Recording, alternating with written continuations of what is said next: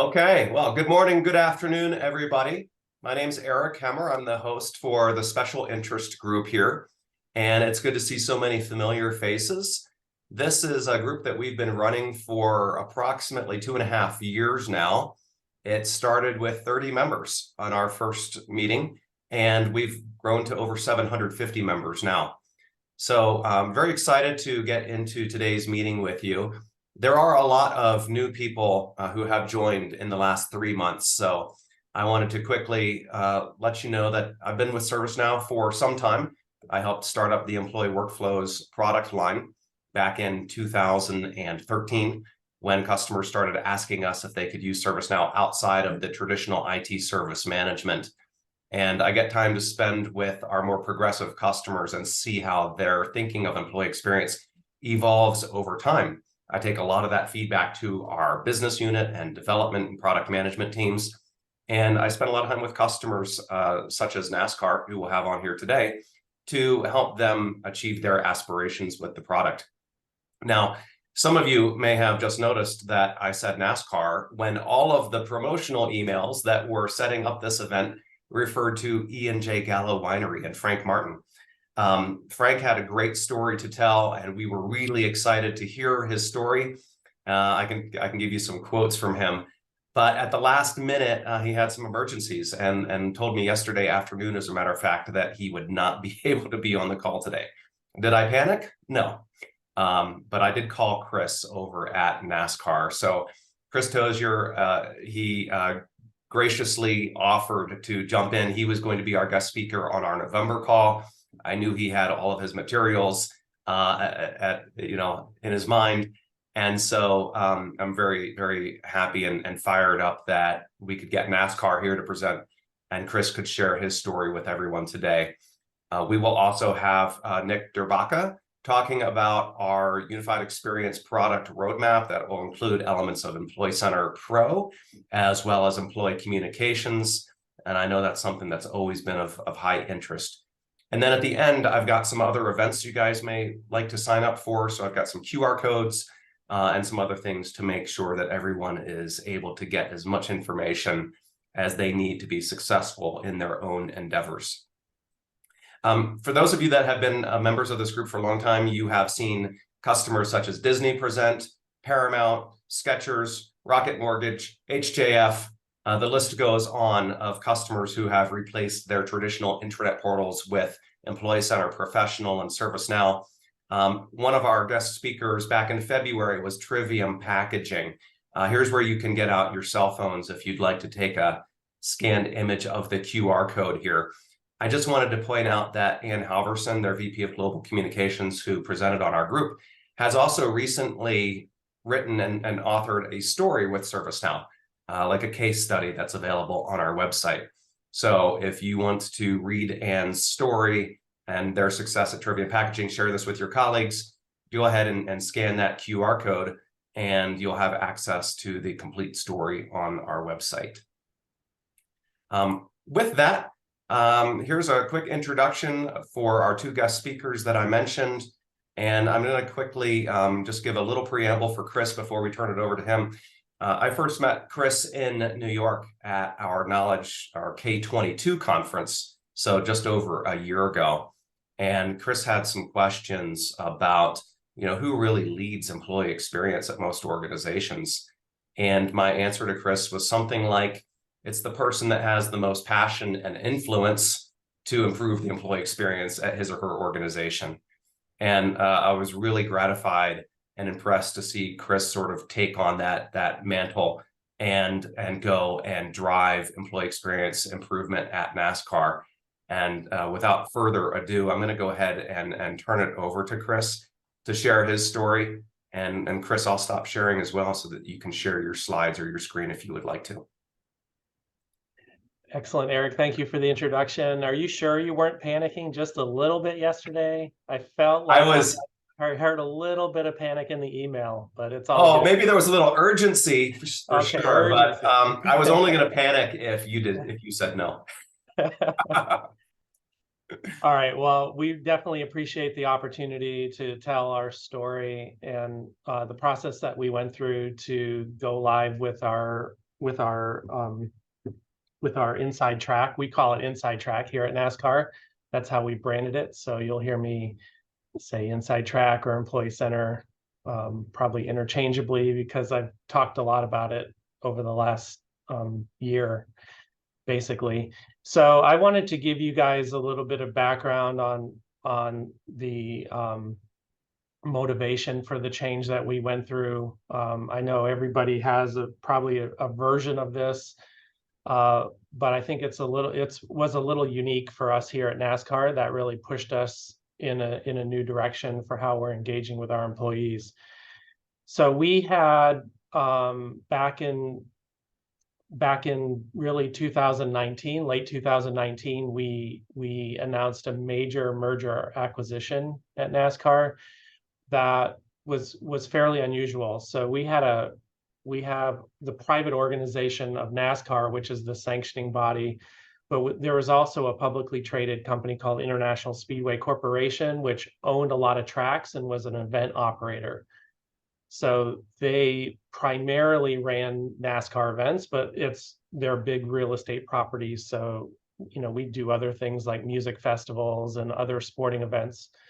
But anyway, back in 2019, we announced a merger acquisition, and it wasn't a traditional parent-child merger acquisition. So at the leadership level, we decided we really wanted to take the best of both companies and sometimes completely get rid of parts of those companies and really rebuild the organization under a new umbrella, under a new company, basically. So I really looked at it as dismantling two companies and rebuilding it into a third new and better company that was more visionary, more technologically advanced, and more efficient, but also doing a lot more than the sum of the parts were. So obviously technology played a huge part in that. We've re-platformed everything in this organization, and ServiceNow was part of that. About the time that I met Eric, it was maybe 4 months before that where ServiceNow came under my responsibility. We had been on the path of ITSM at the time, but we're also looking for a way to change how NASCAR employees interact with each other. You know, happening all at the same time was COVID, right? But NASCAR is also very much a hybrid organization anyway. A huge part of this company travels every single week. And so, you know, there's big parts of our headquarter building that are vacant on any given time just because we have so many people traveling to events. So we have a very mobile workforce. You add on top of that, the impact of COVID and people working from home and people working hybrid that normally would be in the office. And then you add on top of it that we were rebuilding an organization and we weren't quite sure who we were going to be. So we were in a very, very dynamic situation. I would say both of those originating companies had a fairly traditional / poor experience on their portal. One thing, if you've ever like connected with NASCAR, you know we have a really big brand awareness, not only externally but internally. So everything obviously is racing oriented. It's got a lot of branding. It's got a lot of I like to call it loud. It's very loud. We have loud music, loud colors, lots of movement. As a brand. So, and it's just kind of a reflection of excitement.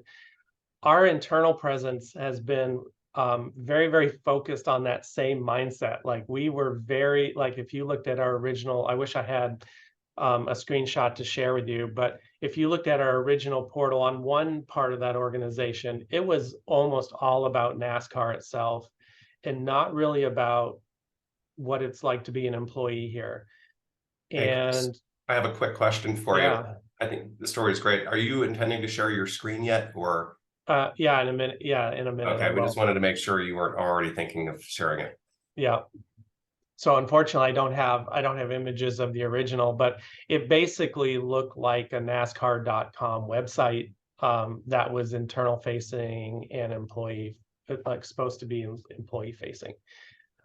So we do regular employee engagement surveys here at NASCAR, and it was very, very apparent that our people did not know how to operate as employees. Through all that dynamic nature, merger acquisition, COVID, hybrid, lots of change. Obviously, there's a lot of dynamic turnover in those situations. So we had a lot of new employees. And nowhere is the problem more crystallized than with onboarding new employees. So how do you tell someone who's sitting at home, starting a new job, how to operate at NASCAR? For those of us who've been here a long time, it was hard to go through those change. For someone who was new, it was almost impossible. And we just didn't have a way of helping them, right? We couldn't direct them to a place, a location. So we got a lot of feedback as an organization. Not all of it was technology focused. It's really just about how do we bring people on board. I like to say we were all new employees and we were all onboarding into a new organization, and we didn't really know what we didn't know. You know, there were parts of the company that we just didn't even know existed because of how the timing of how everything happened. So that employee feedback was huge for us, and was really a driving factor for us to make a change. So when I visited Eric back in New York at Knowledge, we weren't really sure the direction that we were going to go. We were still evaluating what our employee engagement experience was going to be like. But it quickly changed after Knowledge 23. It definitely made things very clear to me the direction that we needed to go. And we shifted kind of our thought process from employee experience to employee enablement. So we didn't really need to tell our employees what NASCAR was. We didn't need to tell them what happened at the race this past weekend. We needed to help them operate and operate in a very mobile, dynamic fashion. And you know, and ServiceNow really stood above the competition in that regard. I should add that we're also App Engine customers, and the interaction to have a platform that we can deliver applications onto, that we can deploy to our employee base was very, very important as well. So the strategies of how we're delivering as an IT organization and the strategies of how NASCAR presents itself to our employees were definitely tied together. So I'm going to take a quick breath, and then I'm going to share our current portal and kind of talk through some of the things we did there. Are there any questions about what we talked about so far? I don't see anything in the chat so far, but I do want to encourage people to use the chat and post any questions, reactions, or comments as we go. Okay.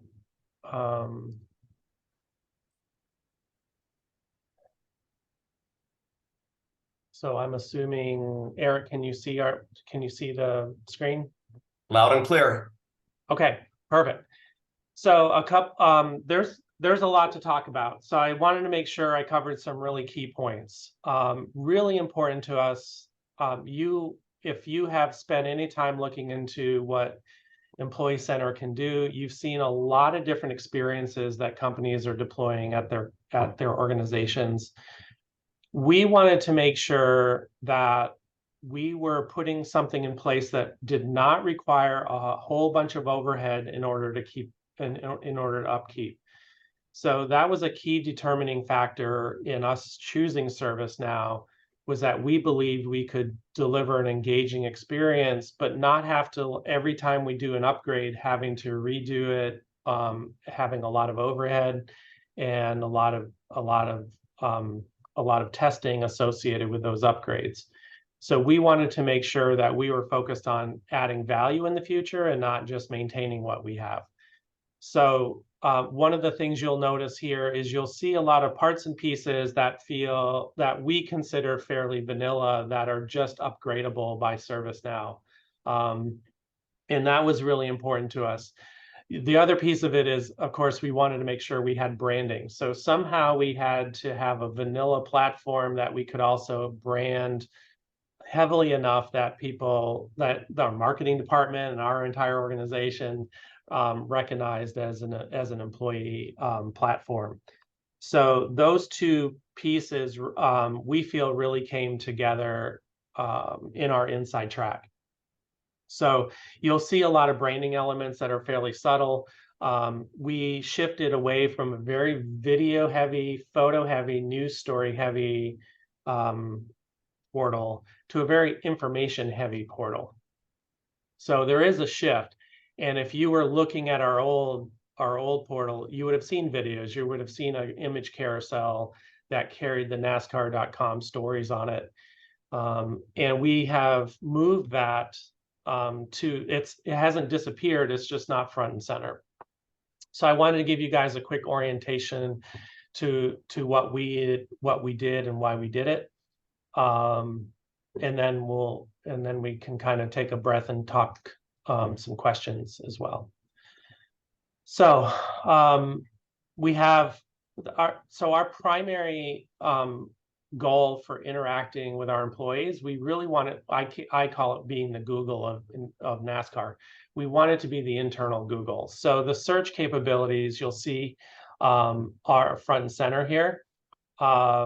We wanted to make sure that we were pushing our organization toward searching and not clicking through menus. So one of the challenges we had with the old inside track was it was very menu heavy. You couldn't find anything unless you were clicking through menus, and you could only do that if you knew it was there to begin with. You wouldn't even know to go click through it. So the search capabilities was very, very important to us. And so we wanted that to be front and center. It's where all of our employee communications are trying to focus our people and how they're using it. And it's also the key for us in terms of improving this, improving the inside track going forward, which I want to get to at the end of the talk. So you'll notice we do have some very basic personalizations that are happening. So obviously it knows that this is me. If you are an employee of 90 days or less here at NASCAR, this will say, "Welcome to NASCAR, Christopher," and it will actually present you a playbook, an onboarding playbook for new employees of resources that we've gathered across our organization that we feel are important. We have not localized those resources yet, but that is on the roadmap in the future, where there's location-specific onboarding information. We want to localize that. But as of right now, we're very, very happy to be able to just present sort of that playbook to our new employees, and people are already using it and are very happy with it. In addition, we still do have a menu that if you were to click through, you'll see kind of, you'll see our hierarchy and how we're organized. We are keeping track of usage. And again, we're going to come back to that. But you'll see all of our, what we call corporate services organizations are very front and center. Again, these are functions that touch every single employee in the organization.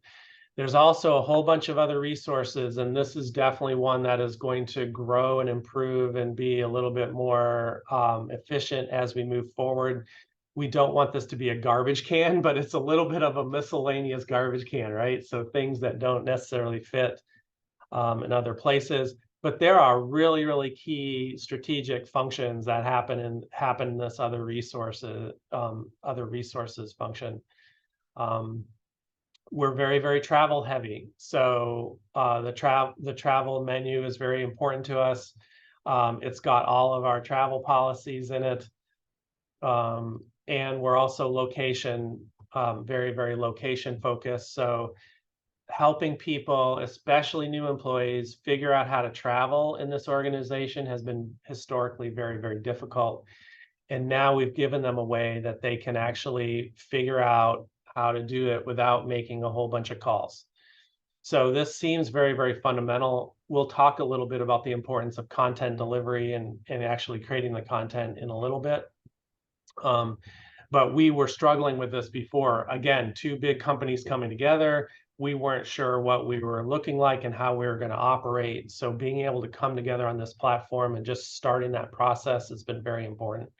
And then finally, here's the sport component of the site.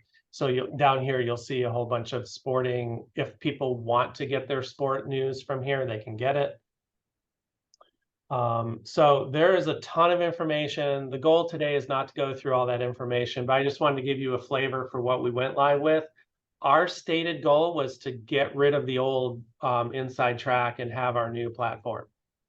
So it was very, very important to the project that that was our scope. Because if you've done this already, you know there's a million ideas. Everybody in the company has an idea. Everybody in the company wants to do stuff. And if you don't have a really, really strong scope and you don't have leadership bought into the concept, you're going to get bogged down in those millions of ideas. And they're all great ideas. And it's really, really hard to say no, because you want your employees to be like engaged. You want them to have ideas. You want them to contribute to it. But if you get caught up trying to do everything for everybody at the beginning, you're not going to ever go live. That being said, we did deliver. I was actually the main offender during our project of adding new things, right? And actually, Ash Heath is on this call today. He's actually the guy you really want to talk to because he ran the project and he had to manage me. But what we were trying to do, again, is get rid of, we had to be able to shut down the old one. So we had to get the content and the functionality that existed over there into the new Inside Track. But we also wanted to feature and make sure we were doing some new things that build excitement. So it wasn't enough just to do what we were doing before. We had to build excitement for our employees as well. So we made some very tactical decisions on some of that new functionality. So some quick other highlights. So there are some key items that we knew that people were going to regularly, but having trouble finding it. So here in the middle, you'll see these blue buttons for some IT requests. There, people go to benefits. So benefits, probably like at every organization, is a really, really big content for employees. And then legal assistance request. So we wanted to make sure that we were spreading the love across our corporate services and not just dominating from an ITSM perspective. And in fact, IT, I think, is like maybe in the top 5 of why people are coming to this portal now. So, you know, it's very, very easy for this to become an IT project. My advice is do not let it become an IT project. You want it to become an organizational project, and you want to give your other departments, the rest of the organization, a lot of ownership over what you're doing. We do have regularly posted news here, so this will rotate. We are posting location-specific news already, and you can just see what's up here today. We have an employee ticket offer. We have National 401k Day. Oh, I got to look into that one. Virtual coaching sessions, which are really cool. And then Garage Talk. So Garage Talk is how we brand our all-employee like meetings at NASCAR. So I'm giving you guys a little bit of insider like branding talk here.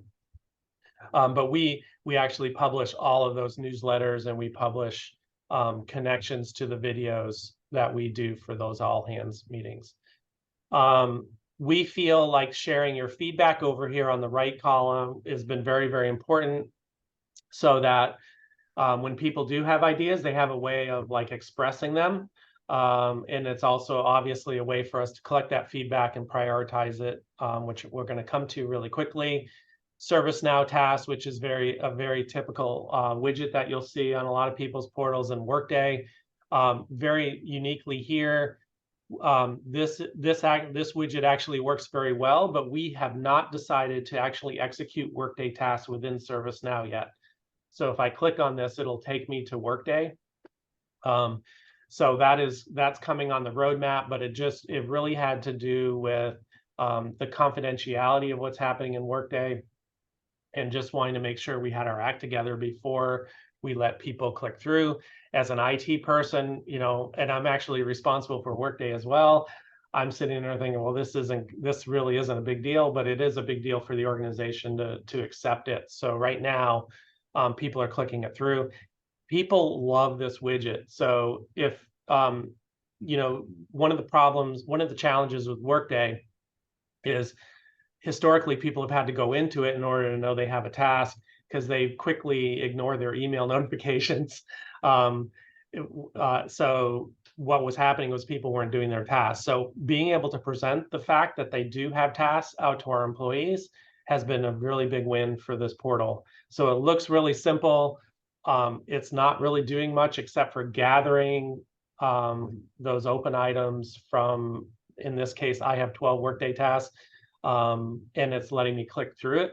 But those type of things, giving information to employees that they need to take action on, is light years different from where we were when we were just sending industry news to our employees. Resources have been really big. So most of our people did not even know what applications we had available to us, and what functionality we had available to us. So people didn't even know to ask the question. So we've captured all of those as resources. This is a very popular widget as well, because you can favorite things. A good example is our brand portal, which was a big driver to our old InsideTrack, and now people can find it a lot easier, and people who didn't know it existed can see it. And then finally, upcoming events. This is a never-ending list of upcoming events. We're actually going through safety awareness and preparedness training literally today as we speak here in Daytona. So if you're a Daytona employee here at NASCAR, you'll see that notification. Really, really cool functionality.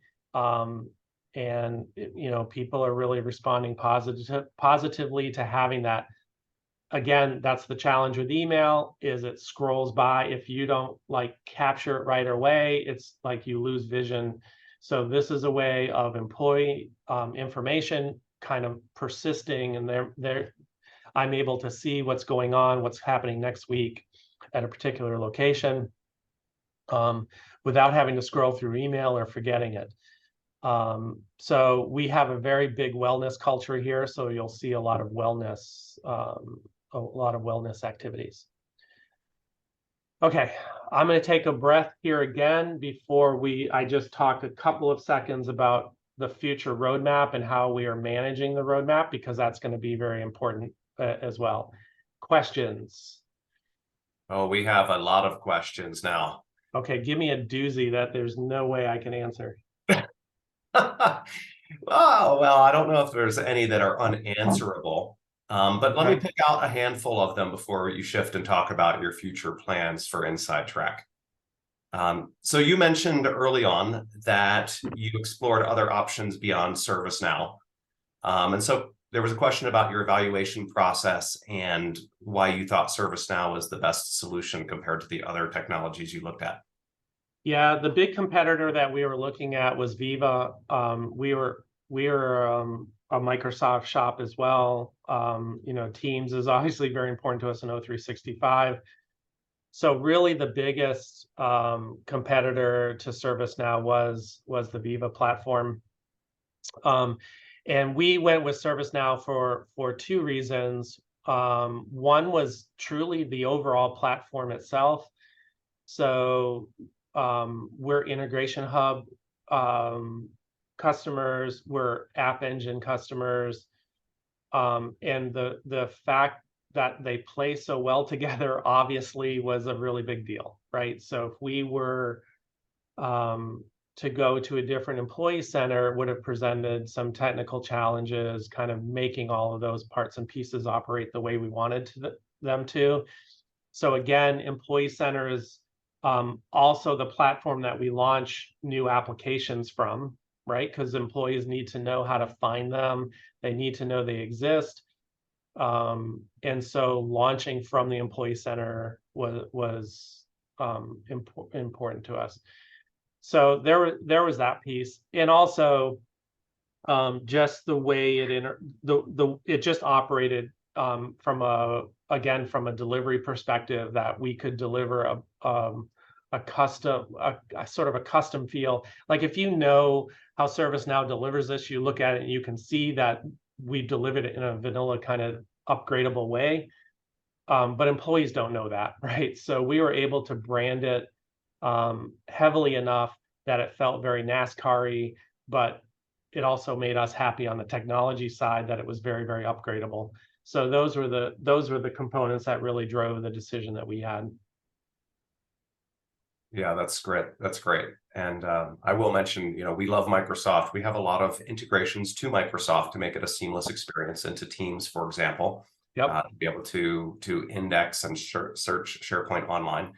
But I will say that, SharePoint and Viva is probably the #1 portal that I see our customers leaving to move to ServiceNow for their portal, for some of the reasons that you mentioned, and a few others as well. Oh, that's interesting. I didn't know that. Yeah. Cool. Yeah. Well, we made the right decision at the beginning, I guess. That's good. Yeah, I could have streamlined your whole evaluation process. There was a question from Selena along these same lines. She's looking at your screenshot. She's saying, this is custom, not out of the box, though, correct? If so, how do you approach your upgrades? And I think you were just sort of addressing that a little bit. Can you expand a bit more?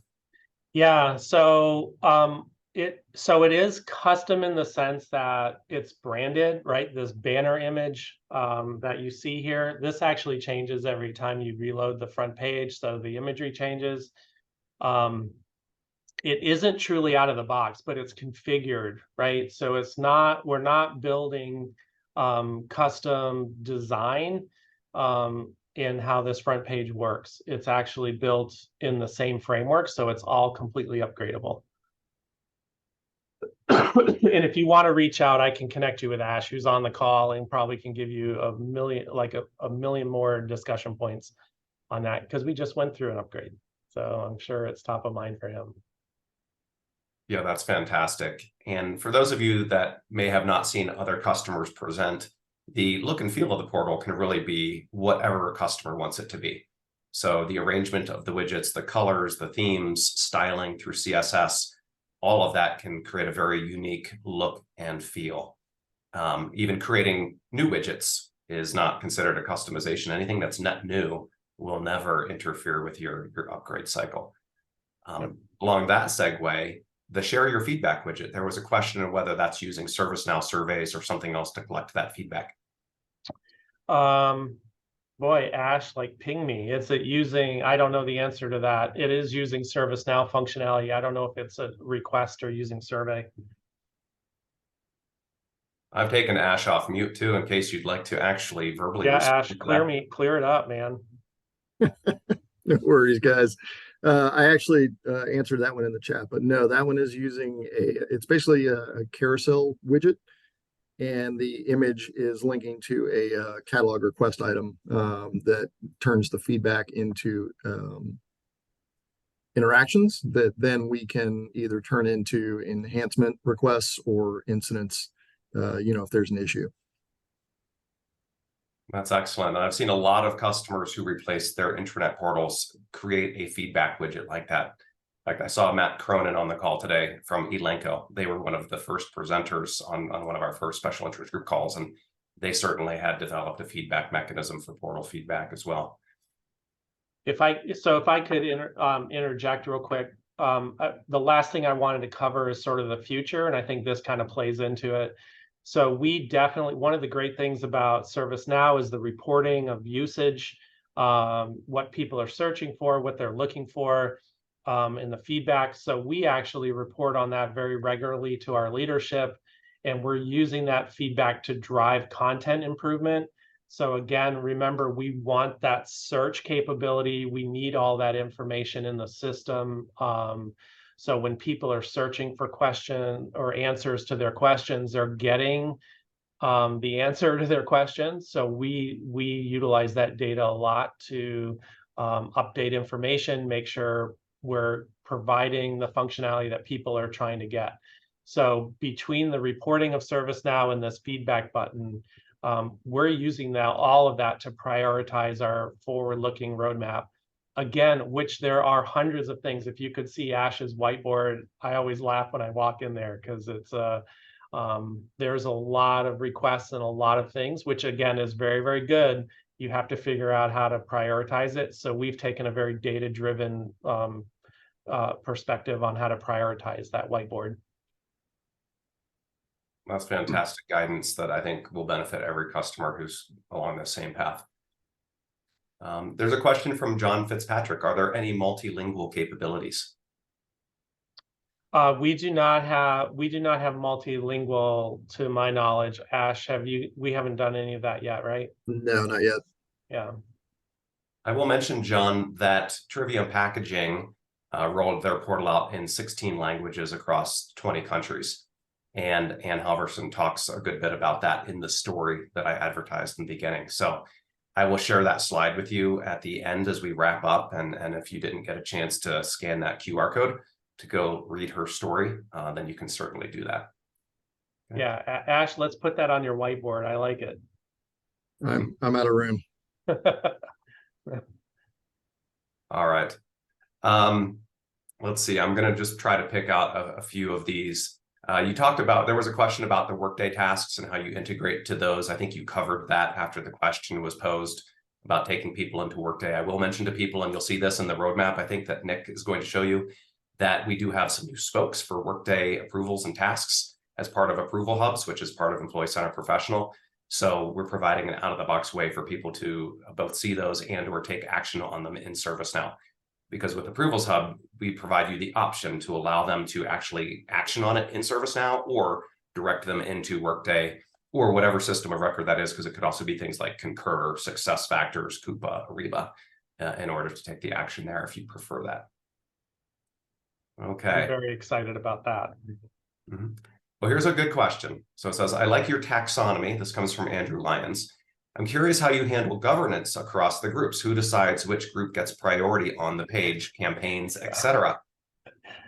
Oh my gosh. Yeah. If I had a dime every time that's been asked. So I will say again, leadership was really, really important in this project. It's really important that this is not IT driven. You do not want this to be an IT driven project, because what you'll do is you'll deliver and you won't have the inertia and the buildup, the support from the full organization that you really need. So we do have a steering committee that meets quarterly. It's not enough to prioritize stuff. So that steering committee did approve the taxonomy that we went live with, but there's a whole bunch of decisions that have to get made going forward, that it's never going to really reach the leadership level. So that I think for us, it really depends on how big of a change we're talking about, right? So we do have partners, particularly in the HR department, that are very focused on employee engagement and experience, in our communications department. So between them and us, we kind of serve as our own form of steering committee. But when it reaches something bigger, we go back to that leadership group. So I really, really encourage everybody to figure out who those key partners are, and let them own. I don't want us making those decisions. I want them making those decisions. Now, we can certainly argue our case, what we think is right. More often than not, they agree with us. But it really, those big decisions should come from leadership down for that very reason. Otherwise, you get caught up in all the politics and what you're picking and what you're not picking. So that's been we'll see over time how it works, but right now it's been working. Yeah. Yeah, governance is probably the top question that we receive on most of these special interest groups. And we did record about a 25-minute segment on that back in February. So if any of you would like the recording from the February call that we also did with Trivium Packaging, I'm happy to share that with you. You can hear sort of my take, which is just based on what I've seen work for most customers in terms of content governance. I think Rich Dean from Disney had some great ways of doing it. Now, of course, they have 250,000 employees across 12 different organizations. He said he had a very small steering committee, and the decisions they made were fairly much binding. He said they had a very large advisory board, and those people would make recommendations, but he made it clear that there was no commitment that they were absolutely going to take action on those recommendations, because you'll never get a consensus out of 150 different people that were on the advisory board. But maybe most importantly, they had made a video of a fictional employee named Kate, and it was all about Kate's journey. And that's how they got buy-in from all the different parts of their organization that this was a project that they wanted to pursue. And whenever the steering committee couldn't make a decision about which way to go, they would say, well, what's best for Kate?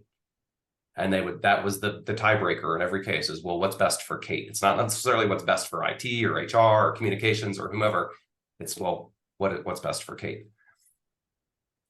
Okay, a couple of more questions. And then what I'll do is I'm going to give Nick access to share the roadmap, but Ash and Chris, you're welcome to continue to answer questions in the chat as we go. Okay. So there's one question I'll answer very quickly from Janine about, it says, as the news widget custom, I know that is a relatively new feature in ServiceNow. Yes, up until this point, every news widget that you see on the homepage is one that customers developed themselves. But news did come out back in August. And so now it's an out-of-the-box widget if you prefer to use that. And there's a new center page, which Nick is going to show you in all its glory. Okay. With that, let me go ahead, Ash and Chris, if you don't mind. 15 messages came in while we were going over the questions. So if you were able to stick around with us, we would love for your continued guidance through chat. Yep.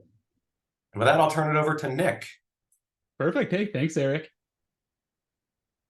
You get my screen shared here. Gonna ask the age-old question: can everyone see my screen? Affirmative. Perfect.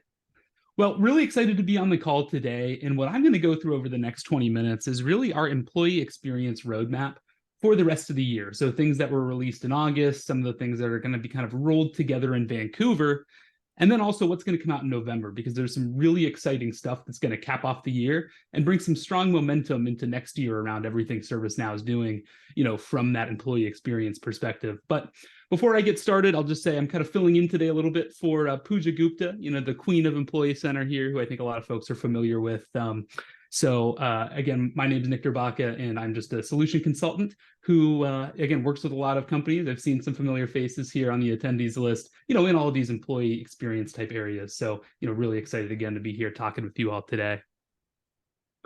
Before we get started, though, just because I am showing some stuff that hasn't been released yet, do need to flash the safe harbor notice here. I know no one on this call will, share anything publicly, of course, but just want to put that out there as, we're going to be looking at some things that are still in that pre-release, state. So again, I'll call out which things are already released and then also which things are coming, just so people have a good idea, really of, hey, what can I use today versus what maybe do I need to wait, just a little while longer for. But, every time I look at the calendar, I'm shocked that November is actually almost here. So again, really, really exciting stuff kind of coming through the end of the year here.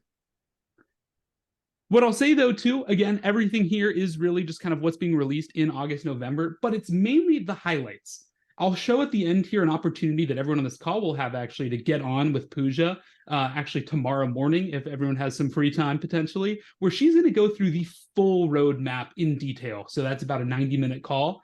What I'm doing here, again, really just kind of hitting the high points that I picked out that I think are going to be really important for, the folks kind of on this call. And what we're going to look at today, we're going to look at, like Eric said earlier, our new Approvals Hub experience as it relates to that Workday Spoke.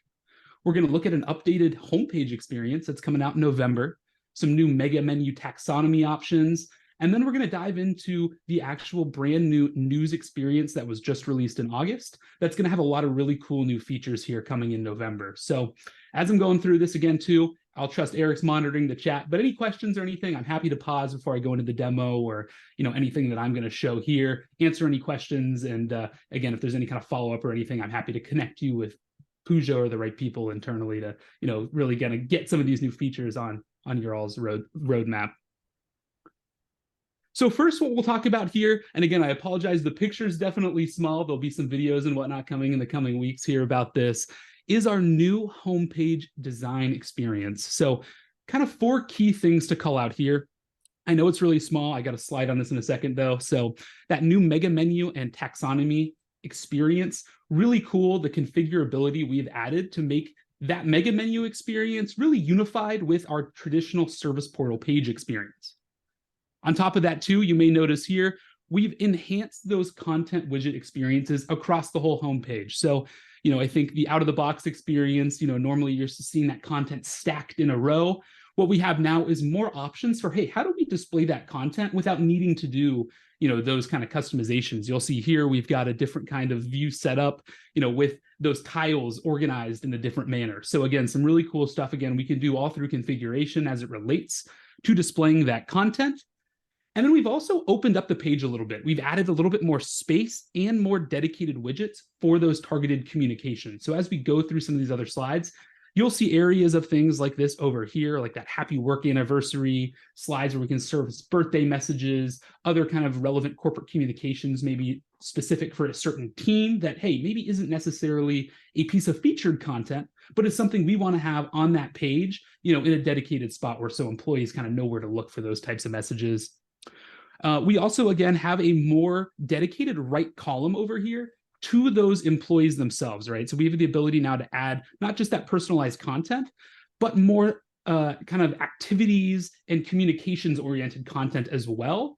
That, again, is more relevant to that employee. So an employee logs in here and he's using the portal, they know, hey, everything I need to take action today is over here on our kind of dedicated pane, more so than, in the past, just having those tasks be surfaced. So again, we've really kind of taken everything on the Employee Center, ingested a lot of that feedback we're getting from all of the fabulous folks on, special interest groups like this, and, throughout other kind of implementations, and really are making this homepage a lot more personalizable and usable, for employees out of the box.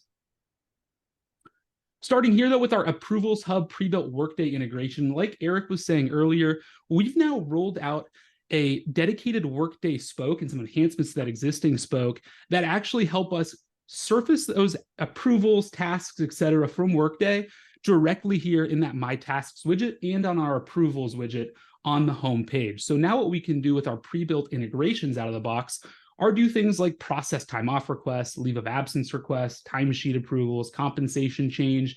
The list really goes on here. And like Eric was also alluding to, we have the ability here, you can see it, I know it's a little bit blurry, we can either take action directly here in the My Tasks experience, down here with that approve or reject, or open this page exactly in Workday as well. So again, optionality in terms of how we want to work, how we want to do those tasks, how we want to do those approvals. But again, we've given options and we have these pre-built workflows to handle a lot of those really common Workday tasks and approvals that we've kind of seen throughout, a bunch of different experiences from other organizations. One thing I'll call out too, right now in August, the portal view, that is what is available. You see up here at the top, that August 2023 mobile view is being planned for November. So again, both of these experiences on mobile and the portal will be available by the end of the year. What we have here, though, that mega menu and taxonomy enhancements, again, some really cool stuff that we can do here now, combining those service portal pages and the taxonomy pages to create that true kind of mixed hierarchy as it relates to the mega menu. So what does that mean? Well, for the folks who've worked in this in the past, you've had to maybe go to that main menu configuration panel to say, hey, these are the menu options I want for the specific pages, and then go into the taxonomy to change, hey, how does that taxonomy look organized? We've brought that together now through a configurable experience. So again, a lot better experience as it relates to actually setting up these pages and creating those hierarchies. We've also got a new 4-level view on here as well. You can see it over here, where instead of just having that direct drop down, we can go, hey, 1 level at the top down to within our help center here. Here's all the different areas of support. We can then drop into, okay, within workplace, we've got our location services. That's that 3rd level. And then down here is that 4th level of support. So again, a lot more optionality in terms of, hey, how do I set this up as effectively as possible for the employees? We can also do things like align now the menus left or right. So you see over here, we've got a get support menu option. We can say, hey, do I want this lined up on the left side of the screen or the right side? Again, no configuration required, just a simple checkbox saying, hey, which of these options do we want and where do we want this to be displayed on the mega menu itself? Last thing here that I think is really cool, we now also have the option to invoke an interactive modal window from a mega menu item. So what does that mean? Well, we've got one out of the box here with our get support widget on the mega menu. So what this does is pop up again, kind of all of those, really high priority items for, to meet an employee maybe exactly where they are. So in this case here, with get support, we've got the ability to say, okay, here are maybe the most 4 common areas of support we need to provide. This pop out again here keeps us on the home page, easy X back here if we want to go back to the home page instead of redirecting. But what's really cool about this, again, this is out of the box, but we can make any other modals that we want as well, all through simple configuration. So say, hey, maybe, get support isn't totally relevant. Maybe I want to surface, hey, check out all of our featured news or featured events. We can create modals for those as well. Again, what's coming out of the box though, not only the ability to create these modals, but also the ability to leverage this get support widget. And again, that's coming here in November. So right around the corner in terms of using, both that mega menu and modal-based experiences. The last thing I'll call out here before I jump into the news experience aspect is our commitment to continuously rolling out improvements for video hosting. So what we've rolled out in August is our vBrick integration. So that's going to allow us to, again, leverage kind of vBrick's platform for not just the storage and the publication of those videos, but I think what's really cool is also leveraging vBrick's live streaming capabilities, right? So for example, in this case, you can plan those live streamed videos on here. I can think about how cool that might be in Chris, your case here with NASCAR, maybe potentially having some live webinars directly on this, on your Inside Track portal. So again, we can do that here, with vBrick's capabilities, right? So the ability to leverage them for analytics, pass that data back and forth to ServiceNow with our, vBrick Spoke. But I think the really cool thing here is also, again, down here in this to be released in the first half of 24. Again, we are committing to continuously releasing more and more video hosting provider integrations. We want to give, again, more optionality to kind of any of those video hosting platforms that you all may be leveraging to really kind of keep ensuring that, hey, the experience that we want to have in terms of that video-based content is consistent. We can use those tools we've invested in, but ultimately surface all of those videos on ServiceNow. So again, we don't need to swivel chair between different experiences. Hey, to watch that live webinar, to watch those recorded videos, we can leverage those platforms, pull all of that information then, directly into our employee center view. So before I get into the employee news aspect here, I see the chat's kind of going a little bit crazy. Got about 30 chats. I don't know, Eric, if it makes sense. I don't know how much time we have left here to talk through any of the questions. If it makes sense to do a couple questions now or just go through the demo, I'll leave that up to you. But happy to pause here if that makes sense. Yeah, great questions. We do have a couple that I'll address very quickly before you get into the news, which is a big major item, I know. From Kristen, where can we find a list of video hosting providers? So right now, ServiceNow's out of the box video carousel widgets, and there's numerous places you can display videos. It works with a number of different providers. The vBricks integration, which you can learn a lot about by going to vBricks website or to the ServiceNow store where they have their certified integration, is really slick. I've seen it right from the content publishing interface and EC Pro. You can access your video library with vBrick. And you don't actually even have to be a vBrick customer to use this. If you are a vBrick customer, I think maybe it's free. Otherwise, you can pay some fees. Access your videos right there. One of the big components of that is that it has some single sign-on built in so that if you want authenticated access to your videos, your users can be automatically authenticated to vBrick when they log into EC Pro, so they don't see essentially an empty box that says you have to log in to see the video. But live streaming is a big part of that. Now, ServiceNow's own digital technology, our internal IT team, also has the same things working with Brightcove. And the slide that Nick was just showing is basically saying, hey, we're going to be starting to work with other video hosting providers to make these features more seamless as well. So that and other areas of our roadmap, we will continue to be presenting to you. In fact, as you'll see as we wrap up, there's a roadmap presentation. There's actually one going on right now, same time as this call. Bad planning on some of our parts, but there's one tomorrow as well. And so we will continue to make sure you have access to our roadmap so you can see what's coming and when. One last question here. Employee news is included with Employee Center Professional. Now, as we mentioned, you can always create your own widgets. So if you don't have EC Pro, you could create a news widget. That's not a problem. You could use knowledge articles perhaps as the basis of that news. That was a very popular technique for many years. But with things Nick is going to show you, there's a whole lot that we've rolled into the bespoke employee news experience, including news center pages and other things as well. Perfect. Well, thanks for jumping in there, Eric. So I'll get in now. I know I don't know how much time we have left, but I definitely want to focus here on this employee news experience. 15 minutes.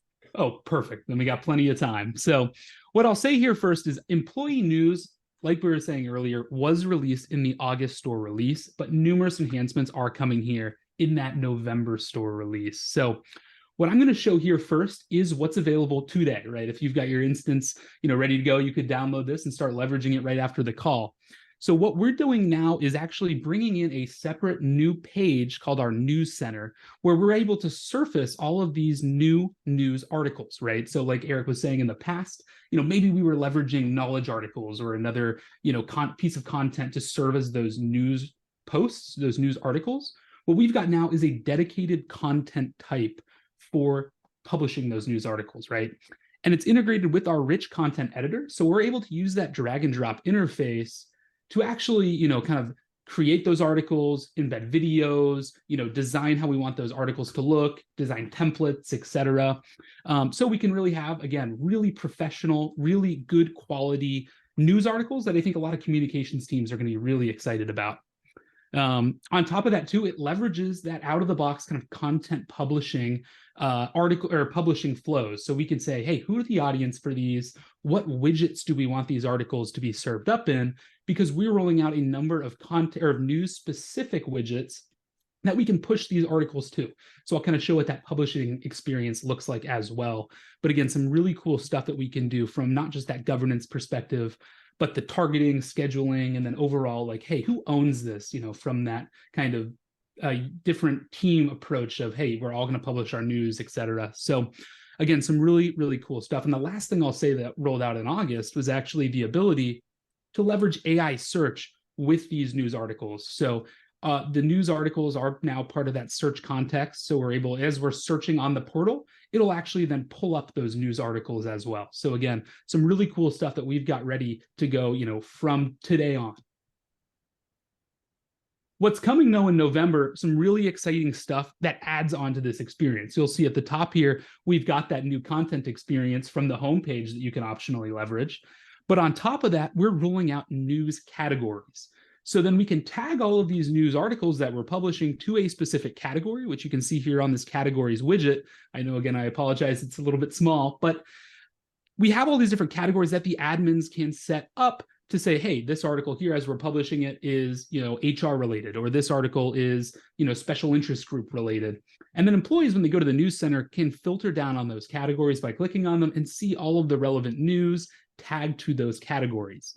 So some really cool stuff too on top of that is that we can tag articles maybe to multiple categories. We can also say, hey, who owns these categories? Maybe we don't want someone publishing an article to the human resources news category if they're part of the legal team or part of the finance team. So again, just really more kind of configuration focused experiences for our employee news here coming in November that really builds on top of the strong foundation. And I know that this is all going to continue to grow more in the early part of next year. For example, we're rolling out things like the ability to put emotions, right? We can like a video, respond to it with other emotions like happy face, etc., comment. All of those things are being, planned for next calendar year as well. And I'll kind of show where that comes into play in the demo here shortly.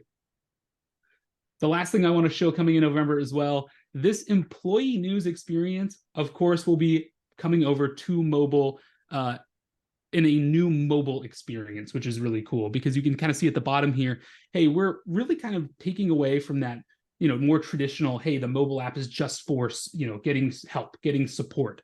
We're rolling out a dedicated news center page where, again, we can do things like view the featured news.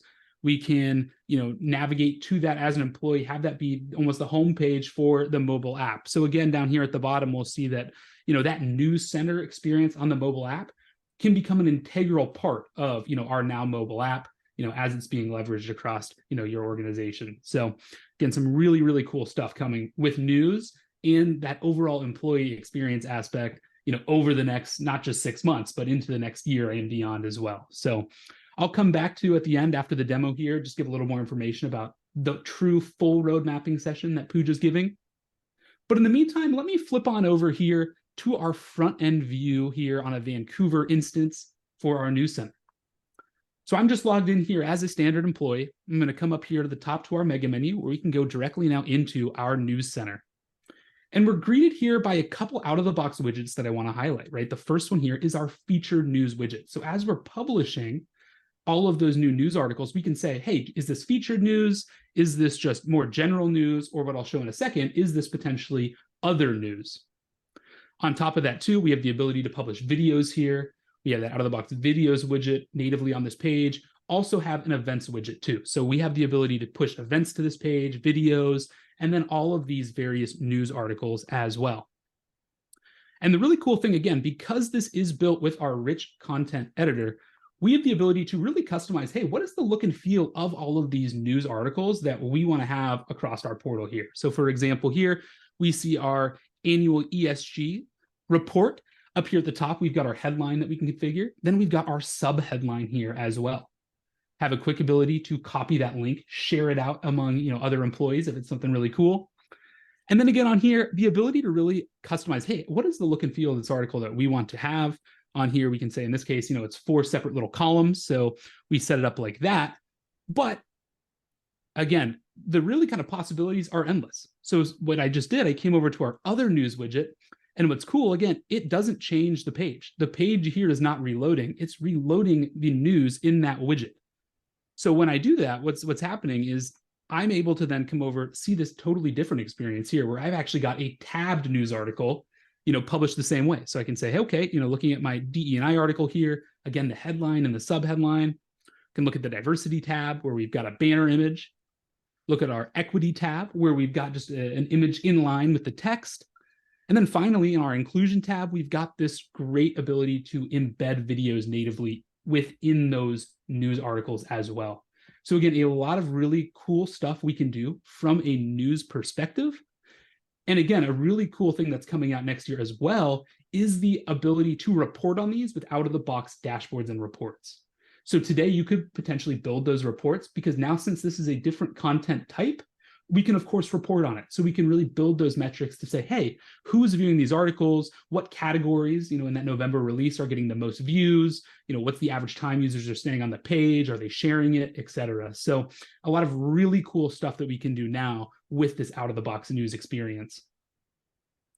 I'm going to flip over here to the back-end view.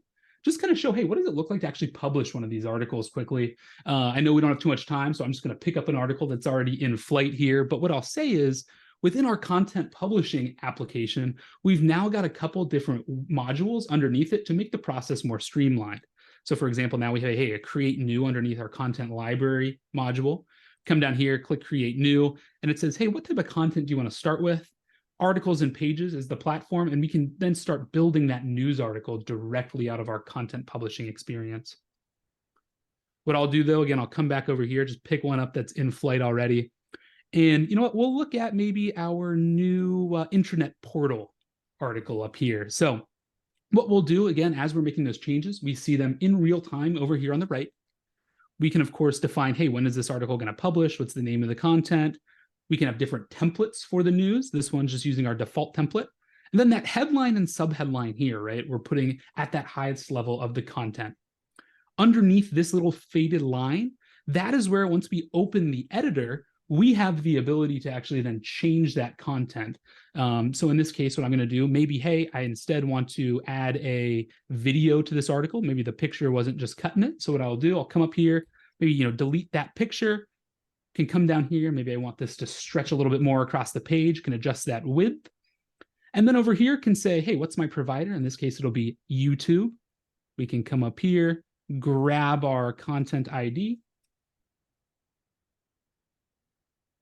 and then have our video now displayed natively within that article. And again, all of this here, drag and drop, right? So we could add buttons, links, etc. If you haven't used this content publishing experience, highly recommend checking it out because it's very cool, especially with that rich content editor that we're seeing here.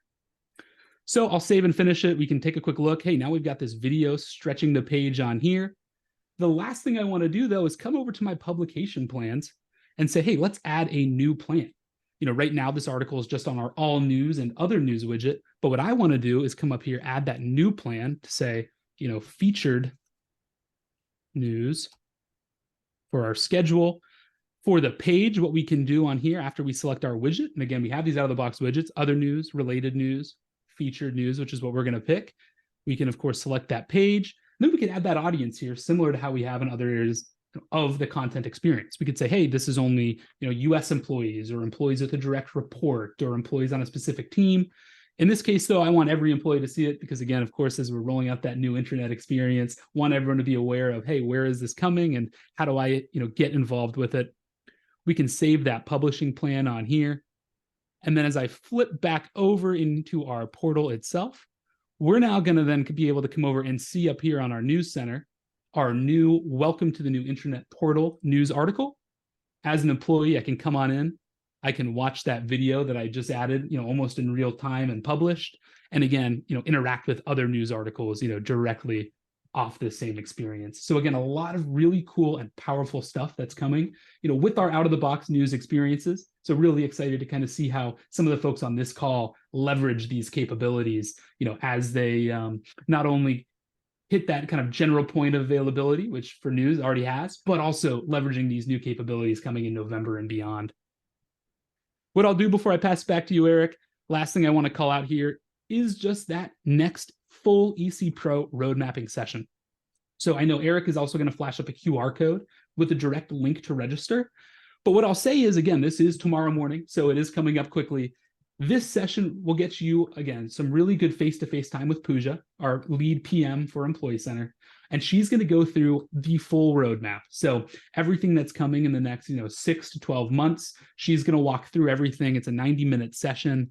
And she'll do some live demos of things that I couldn't even demo today since she's got that kind of pre-release instance. So you'll get a really good snapshot of, hey, what really is coming beyond just these things that, you know, Nick picked out as the highlights. But, you know, hopefully you all really kind of enjoyed here seeing some of those new things that are coming. You know, hopefully that got you all really excited about it. I know when I use it, when I show it to some of the folks I've showed it to so far, they've all been really excited about it. So again, really happy I was able to share it with, you know, this group here today. So again, Eric, I'll pass it back to you. I trust that you'll throw up that QR code for the registration, but you can also find this here on our Employee Center page on the ServiceNow community. So again, great talking with you all today, and thanks for joining me.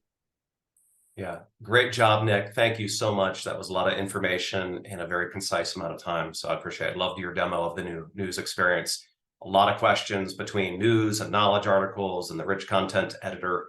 And so we will continue to impress upon our product teams. I think we've actually turned a corner on that to make the rich content editor available for knowledge article authoring sometime in 2024. So cross your fingers, but keep giving them feedback as well. A couple of items to wrap up with. We have this new page on our community site. So I'll show you this in real time. You can come to the community site. I'll put the URL in the chat, but you can also come up to groups, special interest groups, down here, other special interest groups, because this one is new. And then down here in the bottom right corner, employee experience platform for the modern internet. So you can come in here, you can subscribe to it, you can join it, and then you can start asking questions and other people will be able to answer those questions. There's also a lot of recordings from previous engagements or previous meetings that we've done. Here's a link to the story that Trivium Packaging did. So you'll be able to get information as related to your products. Thomas, I saw a lot of questions from you in the chat, and I know Chris answered a bunch of them. I'm happy to talk with you too. I know your go live is coming up in just over a month, so I'm really excited to help see you be successful. And there were so many questions about governance that I think we'll have another session on governance on our next call on November 7th. I pulled this back up again because I know there were some questions about translations and multilingual capabilities. Anne does cover that again in her story. We will send out these slides as well, so you'll have a second chance to see that QR code. Here's what we were just talking about, or what Nick was just talking about. So here's a link again to that community page that I was just showing you. Here is a link to an employee communications focused special interest group coming up on September 19th. So I believe that's next week. And then here is the UX product roadmap for tomorrow. If you can join this tomorrow, I know that Smitri will be happy to take feedback on what other product emphasis and priorities you think that our team should be working on to make this easier and easier and easier. Pause just for a moment in case you have to take multiple screenshots with your phone here. And then finally, as I mentioned in the beginning, we were going to have E&J Gallo Winery as our guest today. At the last minute, about 18 hours ago, they said they were not allowed to do it without some further approvals. So NASCAR jumped in, and I want to just express again for Ash and Chris how grateful I am you could do that on short notice. It was a wonderful presentation. If anyone else would like to be the next guest presenter, please let me know. You can put it in chat. You can reach out to me directly if you'd like. I'm always looking for the next leaders to stand up and share their story and their experience and guidance with this other customers. As I mentioned, this group has grown from 30 people to 750. So there's a lot of customers who are going down this path. And every time we hear about how somebody else has developed their governance strategy with their communications team, it just makes it easier and easier for everyone. So we appreciate that. Let me know if you'd like to be our next guest speaker. And with that, we'll go ahead and wrap it up. So again, I appreciate everyone's time and attention. We tried to get to as many of those questions as we possibly could. These are considered networking calls, and I often find out later that people connected directly as a result of these calls, and we're able to set up calls with one another to share information, and that's really gratifying. That's the purpose of these calls, is not for us to be trying to sell products. It's to help customers be successful with their endeavors and their aspirations. And that's all very inspiring to us as well. So that's what we get out of it. With that, I'll go ahead and wrap it up. I hope everyone has a great day. If you're going to be at the Minneapolis Summit on Thursday, please come up to me and say hi, because I'll be there in person. I'll be at the one in Denver the week following. Have a great week, everyone.